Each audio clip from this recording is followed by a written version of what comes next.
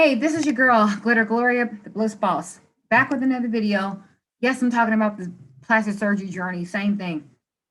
I'm almost done. I know I probably have done a lot of videos. You're like, what else more can I talk about? Well, I got a list. So I've talked about a lot of different things. What I do want to talk about that I think does not get enough play is the recovery period. So this video is all about recovery.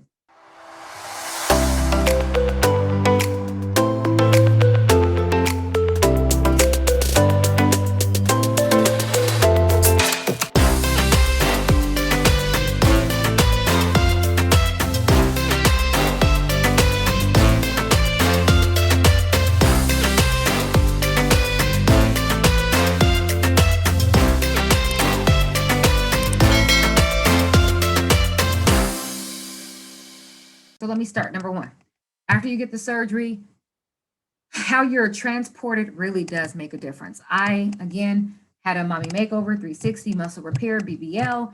If you have the BBL, you can only be on your tummy. If you have the tummy tuck, you're not supposed to be on your tummy, you're supposed to be on your side. And because I had fat transfer to my hips immediately after surgery, I ended up getting a dip in my right hip because there was the recovery house I already told y'all about. The driver was driving crazy, wouldn't let me turn over. I didn't have no pain meds in my system. The best way to sleep or to transport after you get a tummy tuck in a BBL is to be on your knees. Be on the back seat, be on your knees, and like bending over. Don't lay on your stomach because you ain't supposed to lay on your stomach. They don't want you laying on your butt, your side.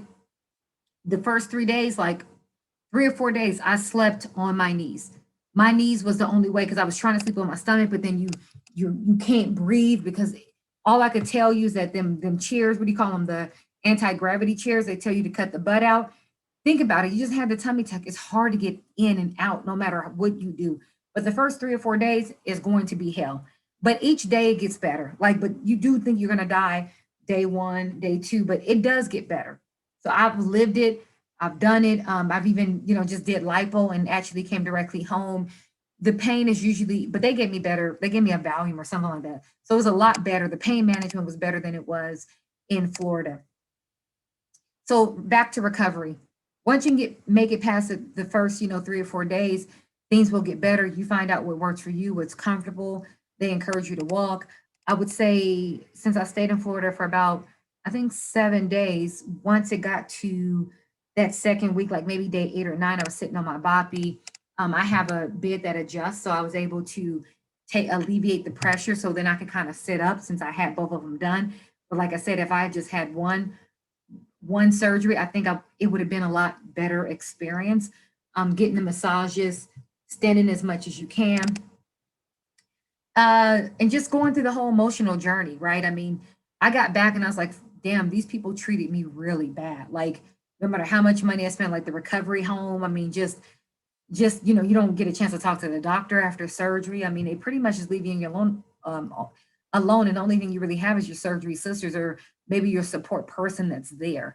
And then the fact that I had messed up results, right after didn't help, right? Because it's like, man, I did all this, spent all this money, and I didn't come out looking, the hourglass that I thought I was. I didn't know I was going to have doggers. I didn't know I was immediately going to get a dent back in my hip because of the recovery home transportation and the fact that they didn't know, they had never dealt with anybody like me, and they didn't know how to transport. So be sure, and I didn't say this in my recovery home video, be sure to ask the recovery home, have you dealt with people that have had multiple surgeries as in a tummy tuck and a BBL? Because if they're not set up like this place wasn't, if they're not set up, but what I'm telling you, remember, the best bet is for you to sleep on your knees. That's the most comfortable position, is for you to sleep on your knees or sleep. Like I said, don't get them both done. So then you can sleep on your side or sleep on your back or something of that nature.